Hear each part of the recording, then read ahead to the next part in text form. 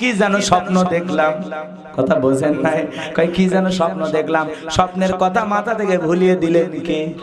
কথা কয় আপনার পাগলদের দেখেছেন, কথা কন না কা, আপনার পাগলদের দেখেছেন? আরে ওই মানুষগুলো দেখলে বুকটা বড় মায়া লাগে। পাগল হয়ে গেছে, কেউ প্রেমে শেখা খায়া, কেউ স্ত্রীর ষড়যন্ত্র, বিভিন্ন ষড়যন্ত্র হওয়ার কারণে পাবনায় ছেলেগুলো পাগলা গারদে থাকে, কথা কন ঠিক না বেঠিক? ভালো মতো খাইতে পারে না, চেহারা শুইকা যায়, ওখানেও কিন্তু হাজার হাজার কোটি টাকা বরাদ্দ হয়, খরচ হয়, পায়, কথা কন ঠিক না বেঠিক? এরপরে ওরা একবেলা খাবার পায়, একবেলা পায় না।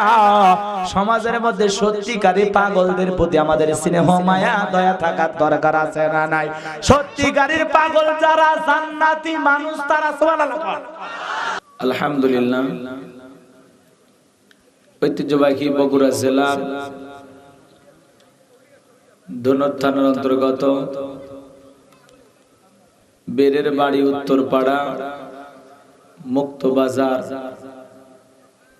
মাঠে এলাকার যুব সমাজ কর্তৃক আয়োজিত আজকের এই প্রথম অধিবেশন বিরাট তাফসীরুল কোরআন মাহফিলের সম্মানিত সুযোগ্য অনারেবল প্রেসিডেন্ট, বিশিষ্ট আলেমে দ্বীন, মুফাসসিরে কোরআন আলহাজ মাওলানা মুহাম্মদ আব্দুল লতিফ মন্ডল সাহেব দামাত বারাকাতুহু আলিয়া, আল্লাহ পাক কুরআনুল কারীমের মাহফিলের সম্মানিত সভাপতিকে হায়াতে তৈয়বা সিয়াতে কুল্লিয়া দান করুন, সকলে বলুন আমিন। আজকের মাহফিলের সম্মানিত প্রধান অতিথি মাননীয় এমপি মহোদয়, বীর মুক্তিযোদ্ধা আলহাজ মোহাম্মদ হাবিবুর রহমান সাহেব, আল্লাহ পাক তার গোলামকে নেক হায়াত দান করুন, সকলে বলুন আমিন।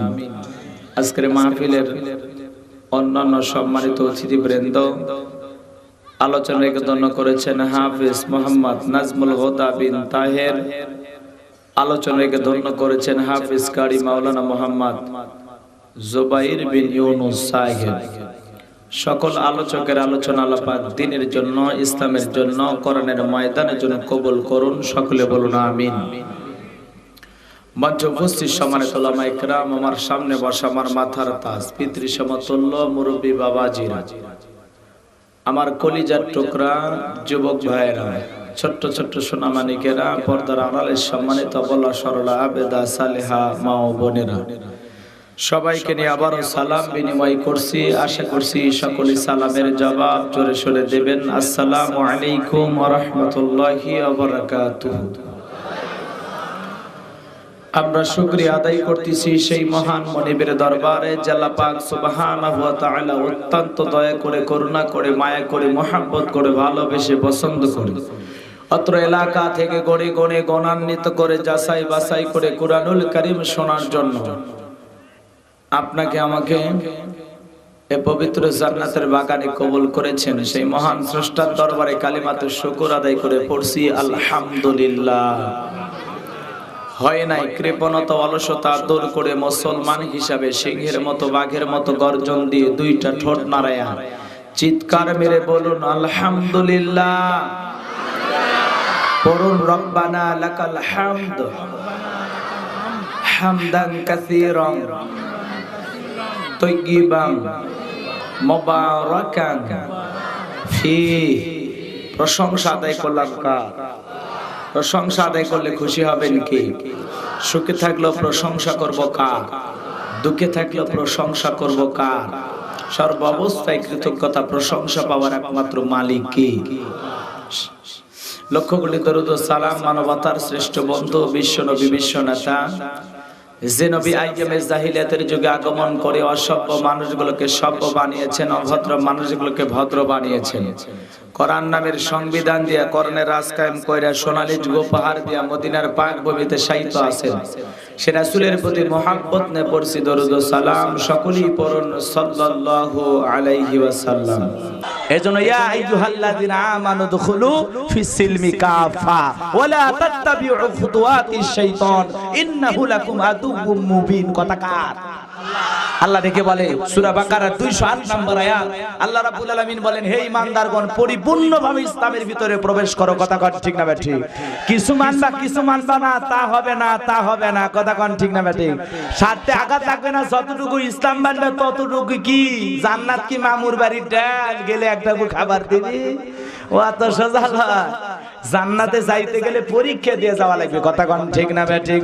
বাজানো আমার সামনের দিকে যাই, যে কথা বলতে চাচ্ছিলাম, আল্লাহর পয়গাম্বর দানিয়েল আলাইহিস সালাম সহ ওই জামানার ৭০,০০০ মানুষ জেলখানায় বন্দী। জালেম বাদশা বখতে নাসর তাদেরকে বন্দী করেছে। পয়গাম্বর জেলখানায় যাওয়ার পর ডেকে বলে, কই তোমাদের সুন্দরী নারী, কই টাকার অহংকার? ঠিকই তো, জালেম তোমাদের ঘাড়ে চেপে জুলুম করে জেলখানায় বন্দী করলো, বাঁচার উপায় কি? এইবার সমস্ত লোকেরা মাথা নত করে ডেকে বলে, পয়গাম্বর যতটুকু বুঝলাম আপনি যে দিনের আলোর মতো সত্য কথা বলেছেন আমরা বুঝি নাই। কথা কন নাই গা? আপনি দিনের আলোর মতো সত্য কথা বলেছেন আমরা বুঝি নাই। আজকে কিন্তু আমরা হুজুররা বলি, বাবা এই কাজ করো, এই কাজ করো। পরে বলতেছে একটা উদাহরণ জটিল ভাবে আপনাদেরকে দিয়ে বোঝানোর চেষ্টা করব। হযরতে দানিয়েল আলাইহিস সালাম থেকে বলে, শোনো, এই তো এই দিনটার ভয় তো আমি তোমাদেরকে দেখাইছিলাম যে আল্লাহর ইবাদত করো, আল্লাহ তাহলে তোমাদের উপর রহমত নাজিল করবে। আর আল্লাহকে ভুলে যদি দাম্ভিকতা অহংকার করো, মাতবাড়ি করো, যেই জামানার মানুষগুলো আল্লাহকে ভুলে যায়, আল্লাহর প্রতি অহংকার বিদ্বেষ প্রচলন করে, তখন আল্লাহ পাক ওই জামানার মানুষকে সাইজ করার জন্য জালেম বাদশা তাদের ঘাড়ে চাপায়া দেয়। এই তো সেই জালেম বাদশার আগমন ঘটে গেছে। এইবার সমস্ত উম্মতেরা ডেকে বলে, পয়গাম্বর আপনি এখন এখান থেকে বের হওয়ার উপায় কি? আপনি যা বলবেন আমরা তাই করব। হযরতে দানিয়েল আলাইহিস সালাম ডেকে বলে, শোনো, আজকে রাত যখন 12টা পার হয়ে যাবে, গভীর নিশি হবে, যখন আসমানের মালিক আসমানের নিকটবর্তী আসে, তখন আমরা সবাই রাতের বেলায়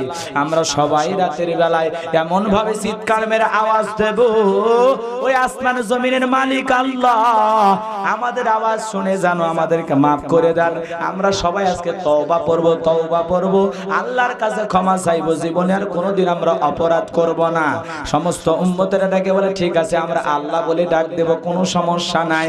এইবার রাত্রি 12টা পার হওয়ার পর পয়গাম্বর যখন আল্লাহ বলে ডাক দিয়েছে, ওই জেলখানার ভিতরে ৭০,০০০ উম্মত, ইট বালু রড যা ছিল, সিমেন্ট বালিকণা যা ছিল, সমস্ত কিছু দিয়ে আল্লাহ আল্লাহ আওয়াজ বেরিয়েছে।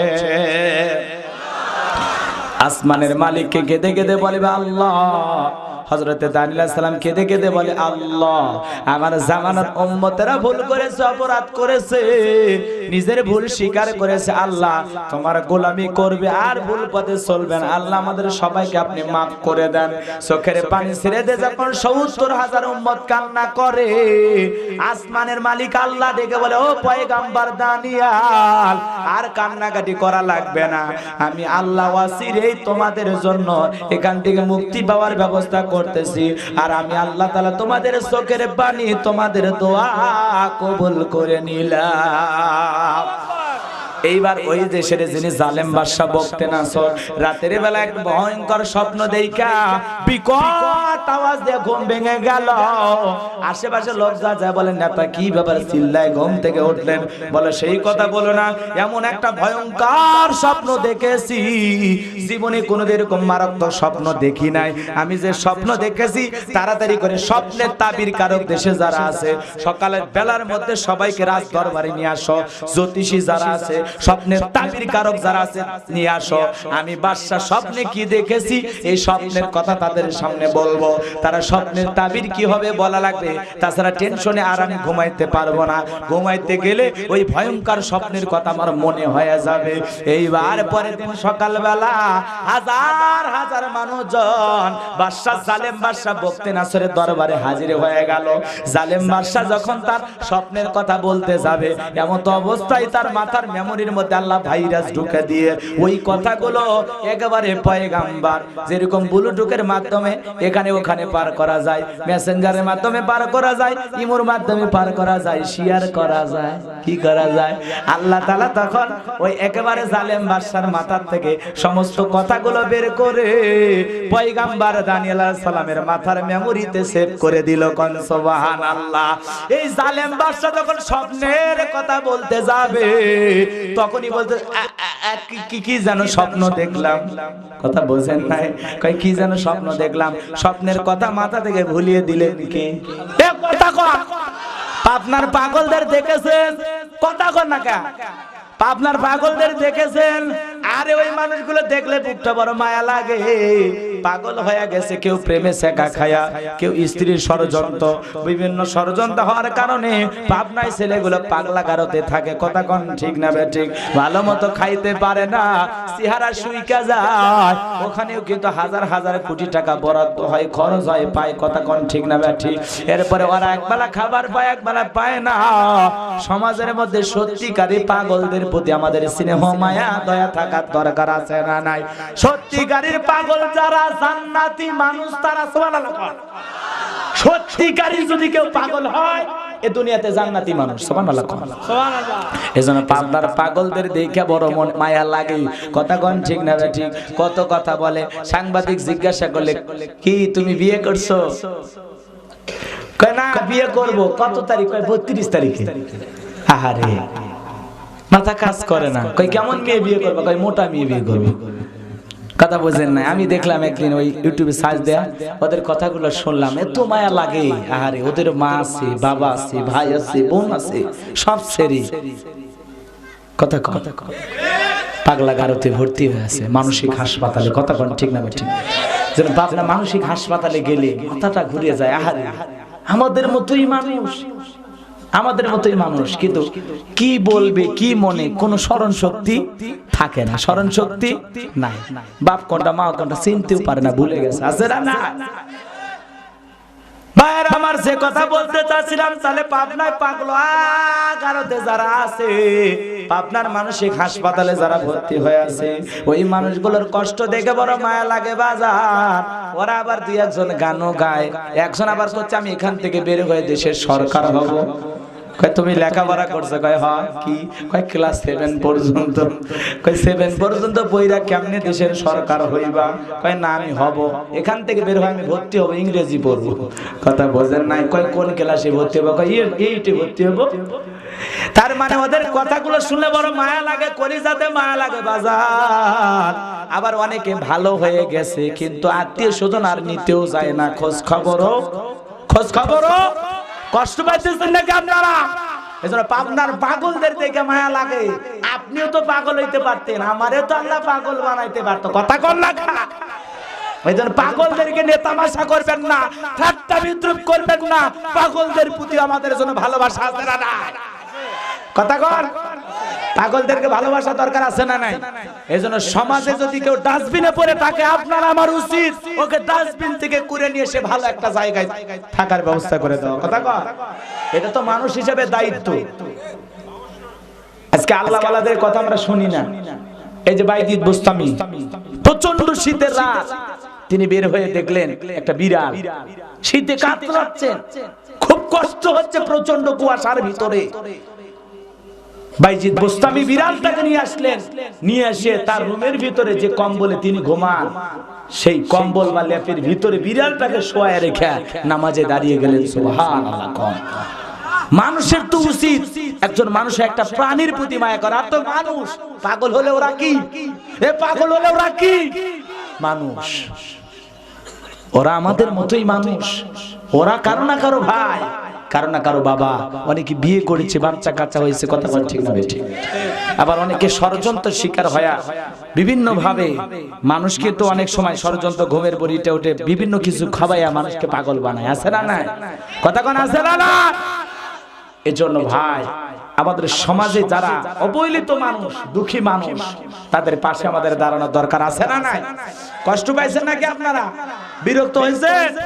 অনেকে বলছে হুজুর পাগলের ওয়াজ করে বেড়াচ্ছে রে। এগুলো বলা দরকার, এটা সামাজিক দায়িত্ব। সামাজিক দায়িত্ব। কষ্ট পাইছেন আপনারা না? যাইন দেখে আসেন, তাহলে বুঝবেন যে গোলাম রব্বানির ওয়াজ কি। একবার যায় দেখে আসেন ওই মানুষগুলোর কষ্ট, কিভাবে খাবার খায়, কিভাবে কি করে, একটু দেখে আসেন।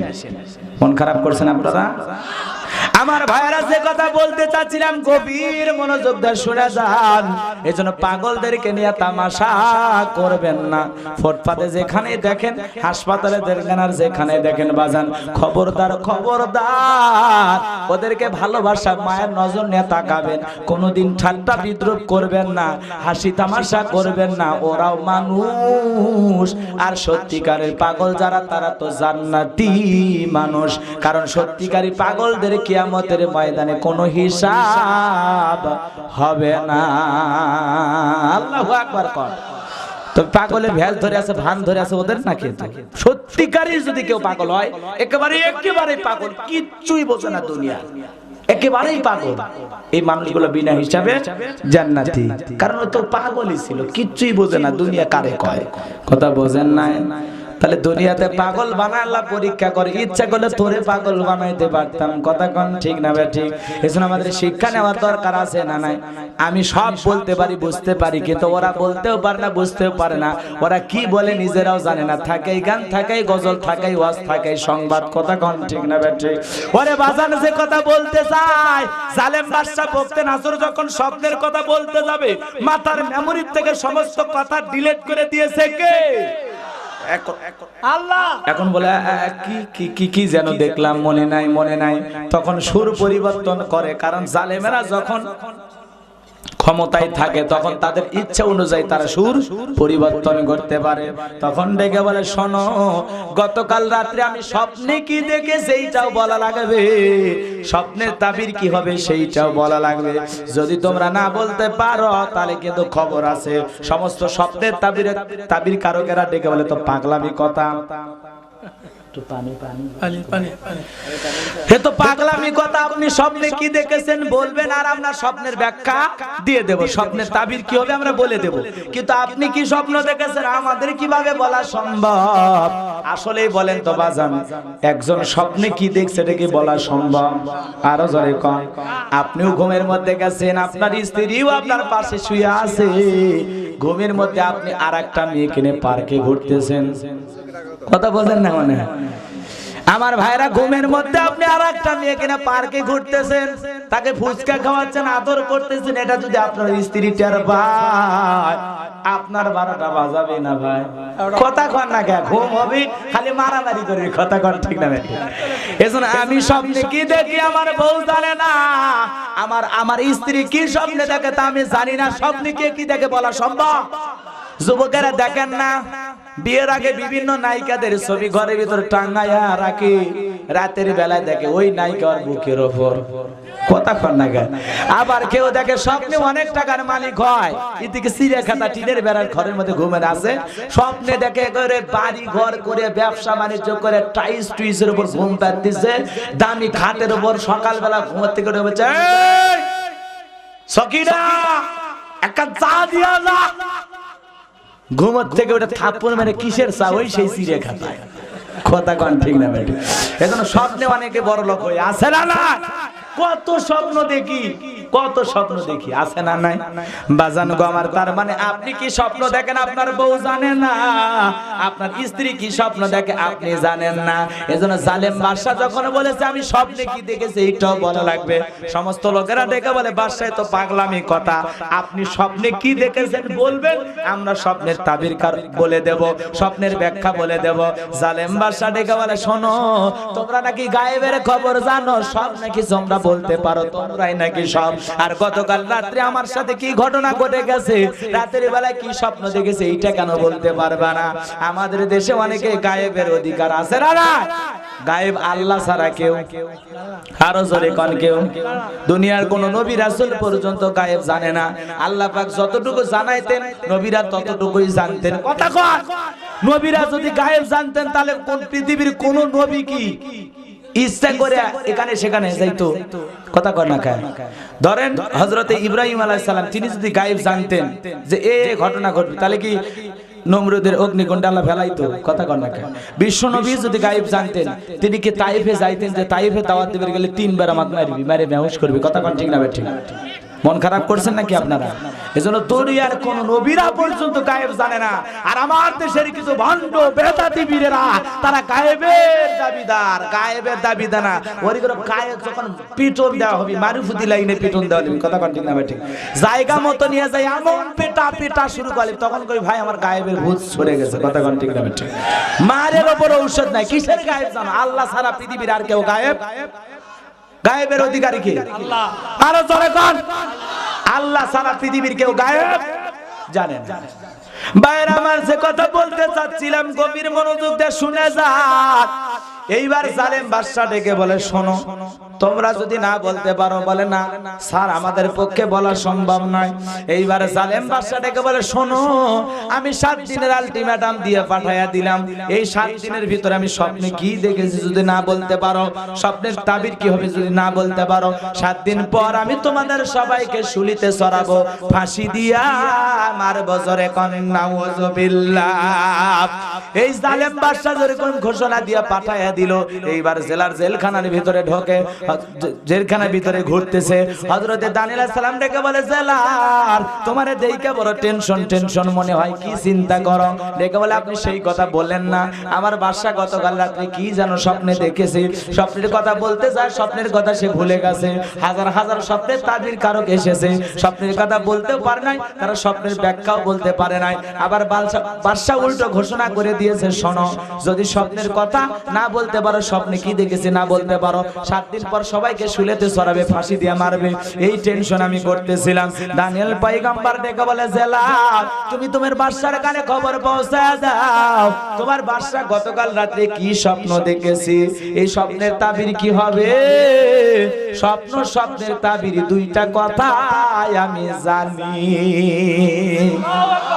এইবার চলে গেল বাদশা, জালেম বাদশা বক্তে নাসরের কাছে, জেলার খুশিতে ভুসি বলে এই কথা বললে আমার প্রমোশন হয়ে যাবে। এইবার চলে গেছে, ও বাদশা খবর পাইছি, কি হয়েছে? বলে আমাদের জেলখানার ভিতরে একটা নম্র ভদ্র ছেলে আছে, ছেলেটার নাম দানিয়াল, ওই ছেলেটা বলতে পারবে আপনি স্বপ্নে কি দেখেছেন এবং স্বপ্নের তাবির কি হবে। তখন জালেম বাদশা ডেকে বলে, বাজান কই, বাজানকে নিয়ে আসো। তাহলে জালেমকে ঠেলায় পড়ে মুখ দিয়ে বাজান ডাকাই কি? আরো জোরে, হ্যাঁ, ঠেলাই বলে বাজান ডাকে, কথা কোন ঠিক না বেটি? হুজুরকে দেখতে পারে না, আবার মারা গেলে তারি ছেলে বেটে ঠিক না। এখন কান্দিস কে রে? তোর বাপ তো হুজুর দেখতে পারতো না, কথা কন ঠিক না বেঠিক? আলেম সহ্য করতে পারতো না, ঠেলার নাম বাবাজি, কথা কন ঠিক না বেঠিক? বাজান বাবার যে কথা বলতে চাই, এইবার জেলার চলে গেল, যায় বলে, ও দানিয়াল তোমারে ডাকছে। বলে, না আমি যাইব তখন আমার 70,000 উম্মতকে ছেড়ে দেওয়া হবে, যখন আমার 70,000 উম্মতকে না ছেড়ে দেওয়া পর্যন্ত আমি জেলখানা থেকে বের হব না। চিল্লায় কন্যা সুবহানাল্লাহ। নবীদের স্বভাব চরিত্র গুণাবলী কত সুন্দর, তারা উম্মতের কথা চিন্তা করত। আজকে আপনি পাতি নেতার পেছনে স্লোগান দেন, বল্টু ভাইয়ের চরিত্র ফুলের মতো পবিত্র, নামাজ বানায় কত, গাঞ্জা খায় 5 ওয়াক্ত, ঘুম চুরিতে পাকা ভক্ত, শয়তানের 1 নাম্বার ভক্ত, হুজুরদের জন্য খুবই শক্ত, সুশাকাই গরিবের রক্ত, কথা ওরা হলো নাস্তিকদের ভক্ত, কথা কন না গে। ওদের পিছনে রাজপথে মিছিল করতে যায়, ধুনুটের মধ্যে গিয়া 50 জন মানুষ পুলিশ গ্রেফতার করে নিয়ে গেল, নেতাও গেল, এই যে গরিব অসহায় কর্মীগুলোও গেল। নেতা মামুর টেলিফোন, খালুর টেলিফোন, বুবুর টেলিফোন, কথা কন না কে, বিভিন্ন টেলিফোনে বিভিন্ন টাকার বান্ডিল দিয়া নেতা সকালে ধরেছে, বিকালে জেলখানা থেকে বের হলো। কিন্তু ওই যে গরিব কর্মীগুলো যারা কামলা দিত, মানুষের বাড়িতে কাজ করত, নেতার মহব্বতে রাজপথে মিছিল করতে গেল, ওই গরিব কর্মীদের খবর নেতা নেয় না, কথা কন। আর নেতা যদি ভালো হইতো ডেকে বলে শোনো এই সাধারণ গরিব মানুষ কয়েকজন মিছিল করতেছে আমার সাথে ধরা পড়ছে, আরে আমি তো বের হতে পারবো পাগলা, আগে ওদের জামিনের ব্যবস্থা কর। কথা কর, তাহলে বোঝা যাচ্ছে এই অরিজিনাল আদর্শবান নেতা। একসাথে 15 জন গ্রেফতার হয়, নেতা বের হয়ে আসে, আর কর্মীর স্ত্রীর চোখের পানি পড়ে, সন্তানের চোখের পানি পড়ে, ওই নেতা খবর নেয় না। এরকম পাগল ঠাকুর জালেম বেঈমান নেতার পিছনে যাওয়া যাবে না, যাবে না। আরে স্বার্থপর কার পিছনে স্লোগান পাগলামি করে না, না নিজের ভাত খায় বোনের মুস্তারা না, কথা কর না কেন? সব স্বার্থপর, আপনার জন্য কেউ কাজ করে না, ওর নিজের ভাগ্যের জন্য নিজে কাজ করে। কি খারাপ লাগতেছে? হ্যাঁ, একটা লোক আপনার জন্য কাজ করে না, সব নিজের ভাগ্যের উন্নয়নের জন্য কাজ করে। কষ্ট পাইছেন নাকি? বিরক্ত হয়েছেন? রাগ করেন না, আমি এই জায়গায় ওয়াজ করতেছি আমার জন্য, আপনারা বসে আছেন আপনাদের জন্য। কেউ নিজের স্বার্থ ছাড়া এক পা যায় না। পৃথিবীর সকল মানুষ এখন স্বার্থপর, কথা কর না কেন? কি হয়েছে?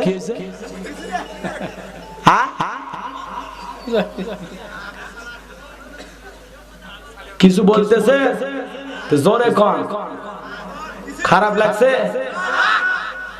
বলেন। আমার ভাইরা যে কথা বলতে চাচ্ছিলাম গভীর মনোযোগ দিয়ে শুনে যান। পয়গম্বরের আদর্শ কত সুন্দর, বলে আগে সমস্ত উম্মতদেরকে ছেড়ে দাও, সবার শেষে জেলখানা থেকে বের হব আমি। প্রত্যেকটা মানুষ যদি এরকম চরিত্রের হইতো, সবাই সবাইকে মাথায় তুলে আদর করতো। কথা কন ঠিক না ঠিক? এইবার এই কথা চলে গেল বাদশার কাছে, বলে কই ওই ছেলে কই, বাজান কই? বলে বাজান আসে নাই। কেন? বলে তার 70,000 উম্মতকে না ছেড়ে দেওয়া পর্যন্ত তিনি আর জেলখানা থেকে বের হবে না, আপনার স্বপ্নের কথাও শোনা হবে না। বলে ওই বাজান যদি বলে এই জেলখানা কেন, পৃথিবীর সমস্ত জেলখানার আসামি আমি ছেড়ে দিতে রাজি। কোন সুবহানাল্লাহ। এইবার জেলখানার সমস্ত আসামিগুলো ছেড়ে দেওয়া হলো। এইবার পয়গম্বর এই বাদশা জালেম বাদশা বখতে নাসরের দরবারে প্রবেশ করবে, কিন্তু ওর দরবারে প্রবেশ করার সিস্টেম হলো মাথা নত করে প্রবেশ করা লাগে। তার মানে সবাই বাদশাকে সিজদা দেওয়ার মতো মাথা নত করে। পয়গম্বর তখন সুকৌশলে নিজের দেহকে আঁটো করে সুন্দরভাবে প্রবেশ করলেন, মাথা নত করলেন না। এই দৃশ্য দেখার পরে জালেম বাদশা ডেকে বলে বাবা সবাই আমার কাছে আসে, মাথা নত করে তুমি কেন নত করলা না? ডেকে বলে শোনেন, আপনার স্বপ্নের কথা যে আমার মাথার ভিতরে দিয়েছে, তার কথা হলো তার ছাড়া অন্য, তাকে ছাড়া অন্য আর কারো কাছে মাথা নত করা যাবে না। সুবহানাল্লাহ। কি সুকৌশলে জবাব দিলেন। নবীরা কত বুদ্ধিমান মানুষ। আর আমি যদি মাথা নত করে ঢুকতাম, সে যদি স্বপ্নের কথা মাথা থেকে ডিলিট করে দিত, আপনার মতো ভোলায় দিত, তাহলে আপনি আমাকে ধরে হত্যা করতেন। বলে বাজান যা করেছো ভালো করেছো, আমার 14 পুরুষের ভালো করেছো, আসো আসো। এই কথা বলে নিজের চেয়ারটা ছেড়ে দিলেন, পয়গম্বরকে চেয়ারে বসায়া দিলেন। জোরে কন্যা সুবহানাল্লাহ। তাহলে জেলখানা থেকে বের করে বাদশার দামি চেয়ারে বসাই কি আর হজরে কন। এই জন্য রাখে আল্লাহ মারে কে? আমার আল্লাহ ডেকে বলে আমার নাম আল্লাহ, যারা দেবে আমি আল্লাহর সাথে পাল্লা, আমি রাখি না তাদের ঘরে কাল্লা। কন্যা সুবহানাল্লাহ। এই জন্য দুনিয়াতে যত সালেম এসেছে, ওই সালেমদেরকে সাইজ করার জন্য যুগে যুগে আল্লাহ পাক যাকে দরকার, যাকে দিয়ে সাইজ করা দরকার, তাকে জমিনে পাঠাইছে। কথা কন ঠিক না বা ঠিক? কোন জালেম চিরস্থায়ী বাইসা আছে? কষ্ট হয় বাজান। এইবার বাদশা চেয়ারে বসে বলে বাবা কি স্বপ্ন দেখছি বলো বাবা, আমার ঘুম আসে না, টেনশনে রাত কাটে না, এমন ভয়ঙ্কর স্বপ্ন দেখছি, দেখুন আমার চেহারা খারাপ হয়ে গেছে, তাড়াতাড়ি করে বলো বাবা আমি স্বপ্নে কি দেখছিলাম সেই দিন। এইবার পয়গম্বর যখন তার স্বপ্নের কথা বলতে চায়, তাহলে জবান ছেড়ে সবাই পড়ুন আল্লাযী খলাকাল মাউতা ওয়াল হায়াতা লিয়াবলুয়াকুম আইয়ুকুম আহসানু আমালা ওয়া হুয়াল আজিজুল গফুর।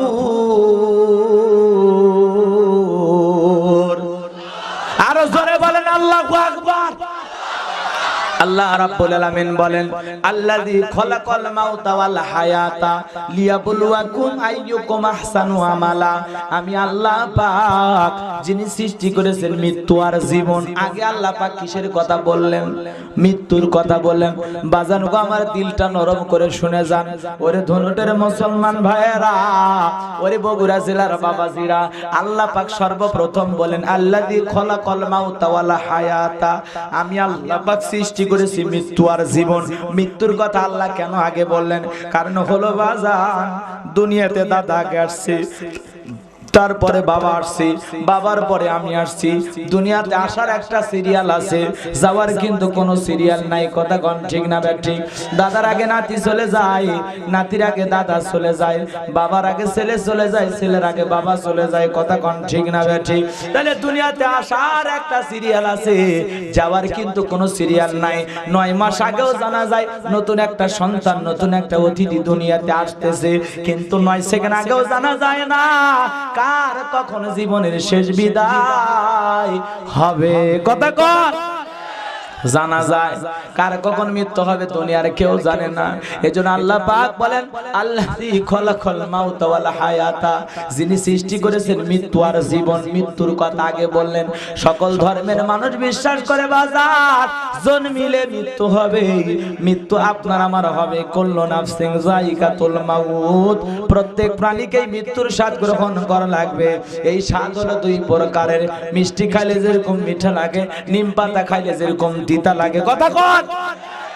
তেমনি ভাবে যারা ইমানদার, নেককার, আল্লাহওয়ালা, পরহেজগার, আল্লাহর পছন্দের গোলাম, তারা মৃত্যুবরণ করবে।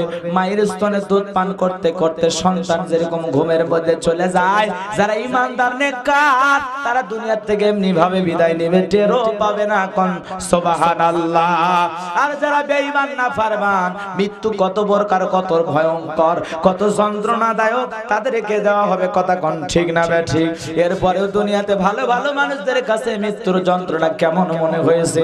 আল্লাহর নবী মুসাকে জিজ্ঞাসা করা, ও পয়গম্বর মুসা, তোমার কাছে মৃত্যুর যন্ত্রণা কেমন মনে হয়? মৃত্যুর যন্ত্রণা কেমন কষ্টকর মনে হয়? পয়গম্বর ডেকে বলে, শোনো, জ্যান্ত ছাগলের গা থেকে চামড়া খসাইলে ছাগলের যেমন কষ্ট হয়, আমি পয়গম্বর মুসার কাছে মৃত্যুর যন্ত্রণা তেমনি কষ্টকর মনে হয়। এজন্য আজও কালো বাজান মরা লাগবে, মৃত্যু একদিন হবে। কার কখন কোথায় মৃত্যু হবে দুনিয়ার কেউ জানে না। বাজান গো আমার, কিসের অহংকার, কিসের মাতবাড়ি, কিসের জমিদারি, কিসের টাকা পয়সা, কিসের সরকার, কিসের জনগণ, সব ছেড়ে অন্ধকার কবরে একদিন যাওয়া লাগবে বাজার। ওই 20 তলা বিল্ডিং এর উপরে যে ঘুমায় তারও মৃত্যু হবে। রেল স্টেশনে মাথার তলে ইটতে যায় ঘুমায়, ওরও মৃত্যু হবে। কথা কর। নাকি 20 তলার উপরে যে ঘুমায়, অনেকে বলতেছে হুজুর আজরাইল কি লিফটের সুইচ জানে? কথা খান না কেন? লিফটের সুইচ জানা লাগে না। কারণ হলো মালাকুল মাউতের সামনে পুরো দুনিয়াটা হলো একটা প্লেটের মতো। কথা কোন ঠিক না ঠিক? আপনার সামনে যদি একটা প্লেট থাকে, ওর কোন সাইডে গরুর গোশত, কোন সাইডে খাসির গোশত, কোন সাইডে মাছ, কোন সাইডে ডাল, কোন সাইডে ভাত, সব আপনি যেরকম দেখতে পারবেন। মালাকুল মাউতের সামনে পুরো দুনিয়াটা হলো প্লেটের মতো। একজন আমাকে বলে, হুজুর ভারতে মানুষ মরে, বাংলাদেশে মানুষ মরে, মায়ানমারে মানুষ মরে, চীনে মানুষ মরে, আজকে কথা কর না কেন? হুজুর আজরাইল কত জায়গা দৌড়ে? হুজুর আমাকে বলতেছে একজন, হুজুর আজরাইল কয়টা? আজরাইল বুঝেন না? আজরাইল কয়টা? আমি তখন এইভাবে বললাম, শোনো, তোমার মেহমানের সামনে যেরকম প্লেট দিলাম, মেহমানের প্লেটের ভিতরে কি কি আছে মেহমান তাকাইলে দেখতে পারে। কোথায় দই, কোথায় মিষ্টি, কোথায় গোশত, কোথায় মাছ। কথা কোন ঠিক না ঠিক? মালাকুল মউতের কাছে আল্লাহ পাক পুরো দুনিয়াটা প্লেটের মতো রাইখা দিয়েছে। মালাকুল মউত যখন যেই দেশ থেকে মন চায় এরকম টান দেয়, ভারত থেকে 2 জন মরবে, মায়ানমার থেকে 3 জন মরবে, বাংলাদেশ থেকে 2 জন মরবে। এই যে চীনে করোনা ভাইরাস দিয়া 41 জন মারা গেছে। এখন আমি শুনলাম পুরো পৃথিবী মিলা 220 জন মারা গেছে। কথা কন, এই চীনের লোকেরা উইঘুরের মুসলমানদের উপর নির্যাতন করেছে, জুলুম করেছে। আজকে পৃথিবীতে যখন মুসলমানদের উপর নির্যাতন জুলুম হয়, মাঝে মাঝে আল্লাহ বিভিন্ন ভাইরাস আযাব গজব দিয়া জালেমদেরকে ধাক্কা দিয়া প্রমাণ করে এখনো সময় আছে। এমন এমন ভাইরাস আল্লাহ পাঠায় দেবে, মুসলমানদের সাথে বাড়াবাড়ি কইরো না। কথা কয়, মুসলমানদের উপর অত্যাচার নির্যাতন করবা। চাইনাতে আল্লাহ এমন ভাইরাস পাঠায় দিয়েছে, করোনা ভাইরাস, 220 জন মরে গেছে, 1300 উপর রোগী আক্রান্ত হয়েছে। ভারতে আসছে, পার হয়ে বাংলাদেশে আসতে পারে, এখনো সময় আছে। তওবা তাকে করে সবাই ভালো হয়। কথা কন না কে? সেই ভাইরাস থেকে বাঁচার জন্য তারা মুখে কি লাগায়? কি মাস্ক, এটার নাম মাস্ক, মানে মুখে কাপড় লাগাচ্ছে। কথা কন না কে? ওই যে এক ভাই যে কাপড় লাগিয়ে বসে আছে। কথা কন ঠিক না বেটি? তবে ওই ভাই শখ করে লাগায়নি, লাগান ভালো, মানে নাকের ভিতরে কোনো ময়লা দুর্গন্ধ যাবে না, এজন্য কাপড় লাগায়া বাঁচা যাবে না। আল্লাহ কখন কি ভাইরাস দিয়া দুনিয়ার থেকে জালেমদের বিদায় করবে, আল্লাহ তো আসমান থেকে ফেরেশতাও পাঠাবে না। কথা কন না কে? আযাব গজব পাঠাবে না, এমন রোগ দিবি, রোগ দিয়ে শেষ। কেন ল্যাংড়া মশা দিয়ে নমরুদ সাইজ করছে, পানি দিয়ে ফেরাউন সাইজ করছে। কথা কন না কে? সে আল্লাহ আছে না নাই? করোনা ভাইরাস পাঠায় দিয়েছে, করোনা ভাইরাস থেকে বাঁচার জন্য লাফালাফি করতেছে। ভাইরাস যে আল্লাহ পাঠায়, এখনো সময় আছে, তওবা করে সে আল্লাহর গোলাম হও। কথা কও, তুমি ভাইরাস থেকে বাঁচার জন্য চিকিৎসা নিচ্ছ, জাহান্নাম থেকে বাঁচার জন্য চিকিৎসা নেওয়ার দরকার আছে না নাই? বাজান গো আমার, এজন্য আজকে পৃথিবীতে মানুষ এমন এমন ভাইরাসের কথা শুনে মাথায় খারাপ হয়। কত রোগ চাচা বলে মনে থাকে না। কথা কন না? ক্যান্সারের তো কোনো অ্যানসার নাই, এখন বলে আবার ওষুধ বাইরে হচ্ছে। করোনা ভাইরাস ধরতেছে আর মরতেছে বাজান গো আমার।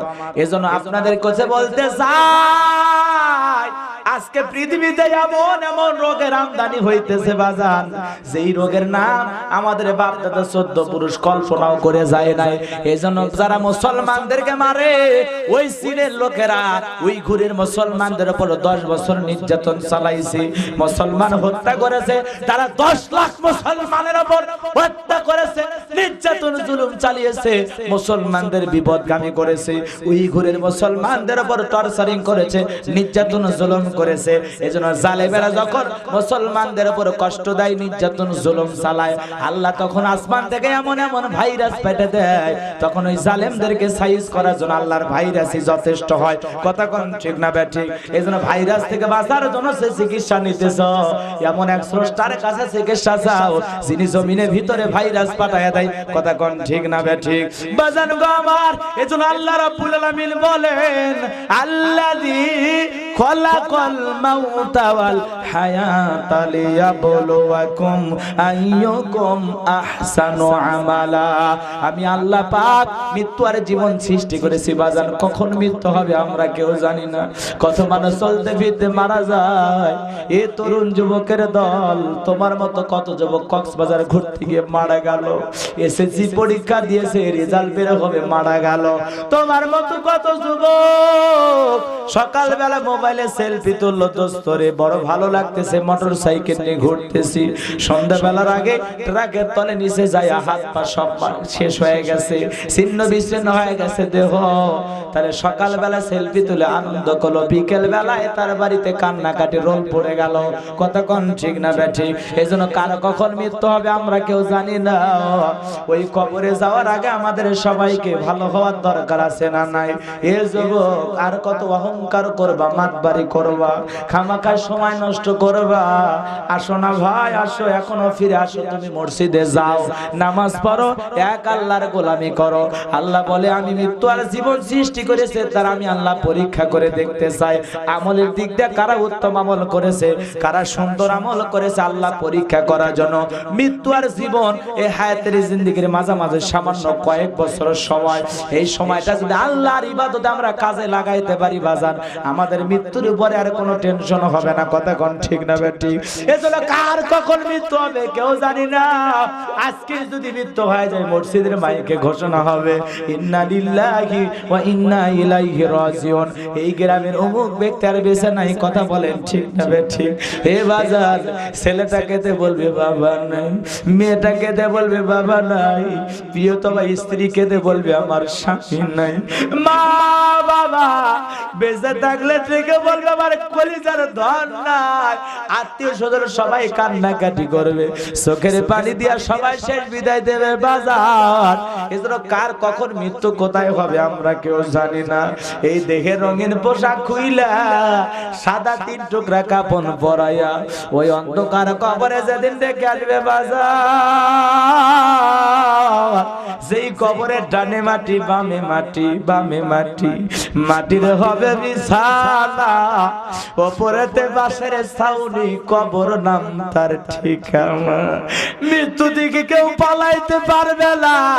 আল্লাহ দেখে বললাই নামা তাকুনু ইদরিকুমুল মাউতু ওয়ালাউ কুনতুম ফি বুরুজিম মুশাইয়াদা। জোরে কোন আল্লাহু আকবার।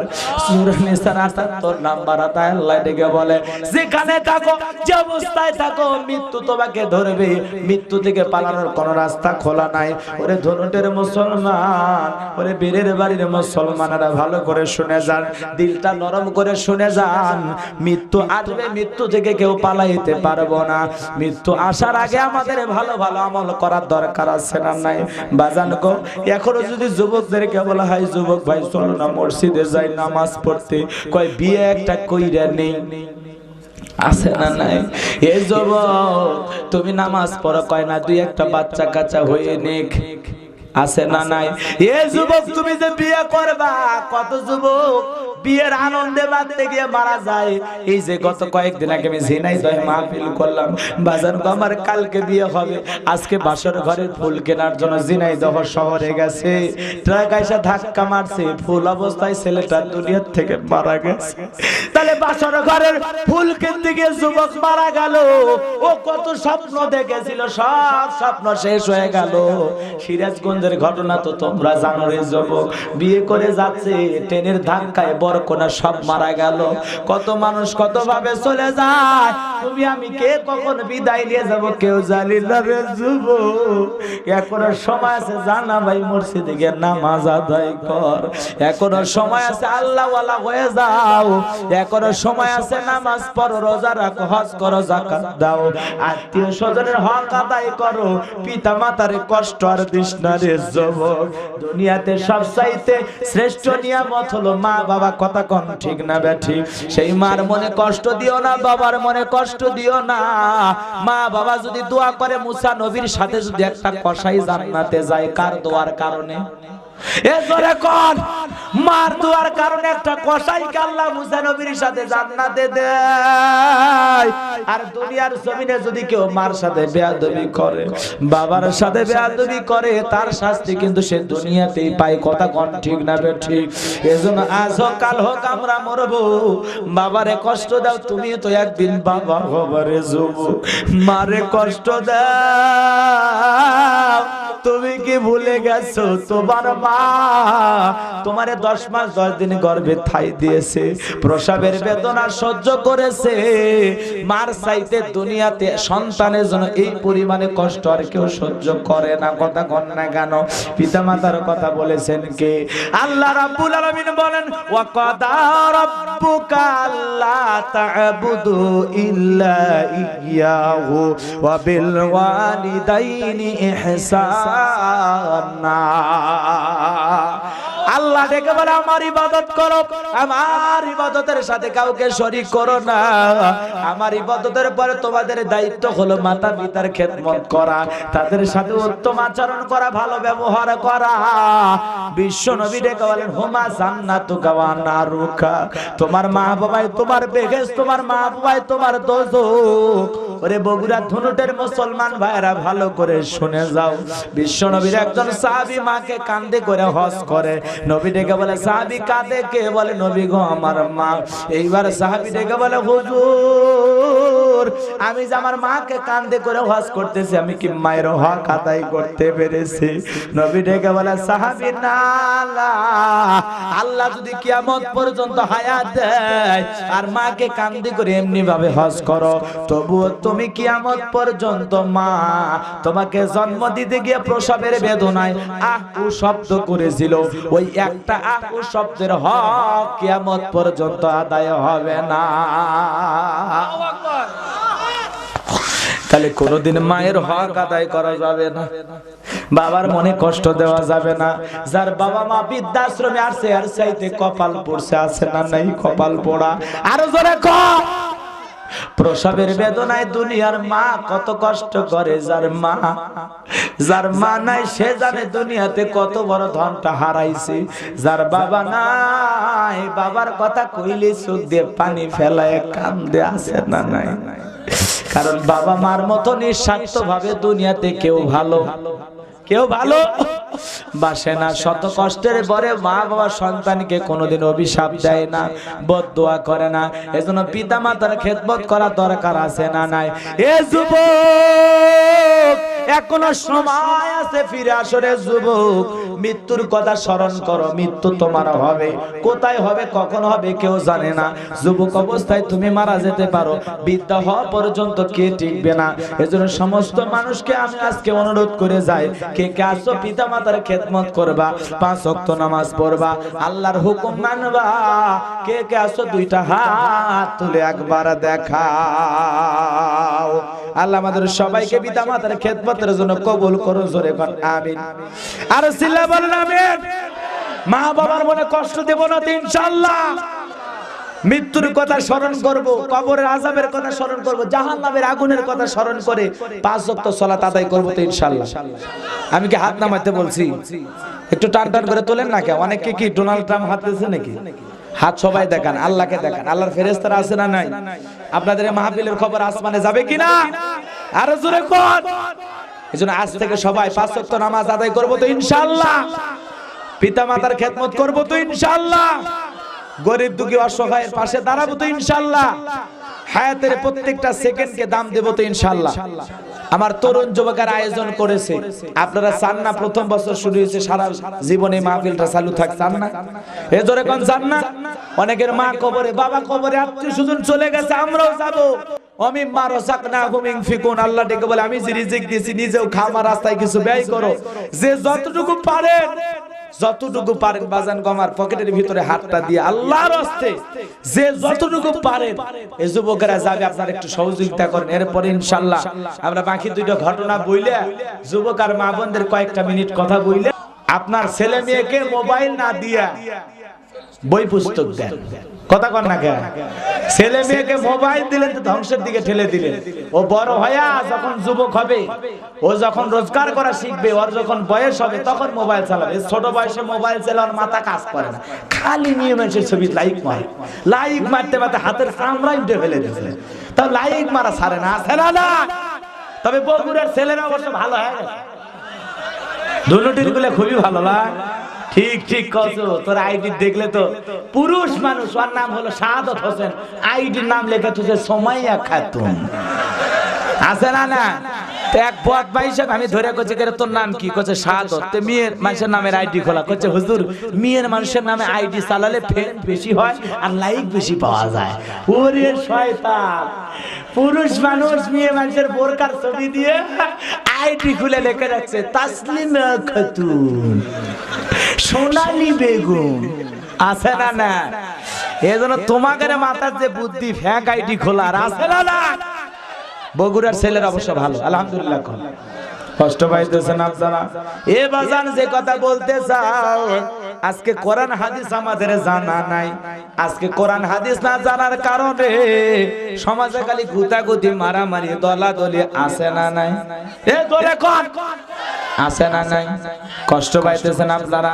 তাহলে মায়ের নামে গান গামো, আতা শেষ টাকা দিছে, গান কমো না? এই গানটা মনে হয় এলাকায় কইনি, বলবো বলবো, শুনেছেন হয়তো ইউটিউবে আপনারা, তাও ভালো লাগবে। রক্তে ভাসিয়া যাতনাই কাঁদিয়া আনলে মাগো আমায় এই দুনিয়ায়, তোমার ঋণ আমি কি দিয়ে শোধাই মাগো, তোমার ঋণ আমি কি দিয়ে শোধাই। রক্তে ভাসিয়া যাতনাই কাঁদিয়া আনলে মাগো আমায় এই দুনিয়ায়। কমপক্ষে এক একটা সন্তান মায়ের পেটে 4,500 লাথি মারে। কত? 4,500 লাথি মারে। মারে কি মারে? কত কষ্ট মার হয়, কথা কন ঠিক না ঠিক? আপনারে যদি বলি 5 কেজি মানে একটা ইট 5 দিন নিয়ে বেড়াবেন, আপনারে 5,000 টাকা দেব, নিয়ে বেড়াবেন? আছে কষ্ট হবে না?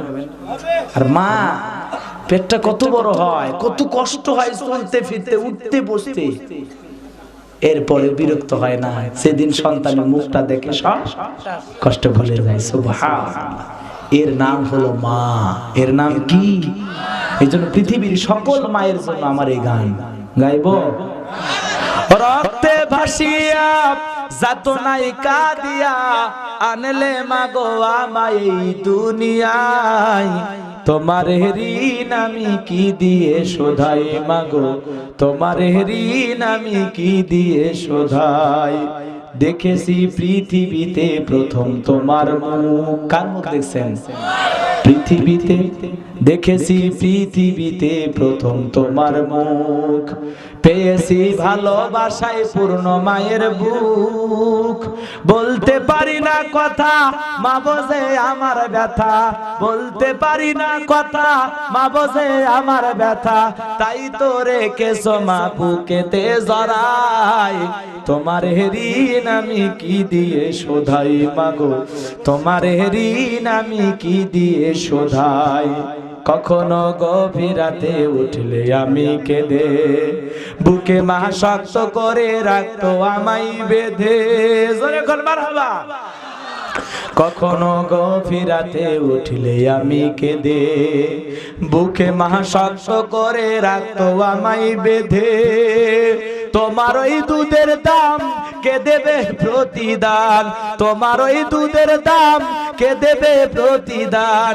এই দুনিয়ায় মাগো আজ মেলে নাই, তোমার ঋণ আমি কি দিয়ে শোধাই মাগো, তোমার ঋণ আমি কি দিয়ে শোধাই। বিদেশে সন্তানের যদি বিপদ হয়, দূরদেশে সন্তানের যদি বিপদ হয়, দুঃখিনী মায়ের অন্তর কভু কান্দা কয়, কোথায় আসো মাওলায় আমার খুলে দাও দয়ার দুয়ার, কোথায় আসো মাওলায় আমার খুলে দাও দয়ার দুয়ার। আদরের মানিক আমি বুকে ফিরে চাই, তোমার ঋণ আমি কি দিয়ে শোধাই মাগো, তোমার ঋণ আমি কি দিয়ে শোধাই।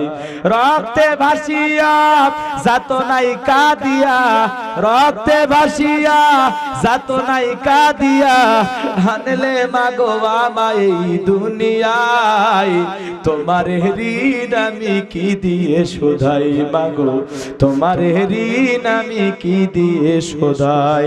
রক্তে ভাসিয়া যাতনাই কাঁদিয়া আনলে মাগো আমায় এই দুনিয়ায়, তোমার ঋণ আমি কি দিয়ে শোধাই। জোরে কর মারহাবা। কষ্ট পাইছে? মায়ের চাইতে ভালোবাসার মতো মানুষ আর দুনিয়াতে, সমস্ত মানুষ ভালোবাসে স্বার্থের কারণে, আর মা বাবা ভালোবাসে নিঃস্বার্থ ভাবে। সেই মার মনে বাবার মনে কোনোদিন কষ্ট দেওয়া, কষ্ট দেওয়া, কষ্ট দিবা কেমনে? তোমারে বড় করছে কে? এই গায়ে গোতরে বড় হয়েছে কে? খাওয়াইছে কে? পড়াইছে? কথা কর। কষ্ট পাচ্ছে সেই মারে কষ্ট দিবি, বাবারে কষ্ট দিবি? দেবেন না তো ইনশাআল্লাহ, দেবেন না তো ইনশাআল্লাহ, দেবেন না তো ইনশাআল্লাহ। আজকে তুমি তোমার মারে কাঁদাইলে তুমি একদিন কাঁদবা, তুমি আজকে বা কাঁদলে তোমার বাবা কাঁদলে তুমি একদিন গুমরে গুমরে কাঁদবা। কথা কয় পিতা মাতাকে ভালোবাসলে আপনার সন্তান আপনাকে ভালোবাসবে, দেখাতি শেখে। কথা কন না কা? একজন মা তাকে একটা ছেলে গরমের ভিতরে ফ্যান ছাড়া রাখছে, কথা বোঝেন না, অনেক কষ্ট। তখন ওই ছেলেটা মা মরার আগে বলতেছে, বাবা তুই এই ঘরে একটা ফ্যান লাগাই নিস। কেন মা? আপনি তো চলেই যাবেন, মারা যাবেন। বলছে আমি তো কষ্ট সহ্য করতে পারলাম সোনা, শেষ বয়সে তোরও তো এই ঘরে আসা লাগবে, এজন্য তুই এই ঘরে একটা ফ্যান টাঙাই নিস। তুই তো গরম সহ্য করতে পারতিস না, তোর ছোটবেলায় গরম হইলে তোর শরীরে কত ঘা দেখা দিত বাবা, তোর গরম সহ্য হইতো না, গরম হইলে তুই ছটফট করতিস। মা কারে বলে সুবহানাল্লাহ কর। মার ভালোবাসা এরকম।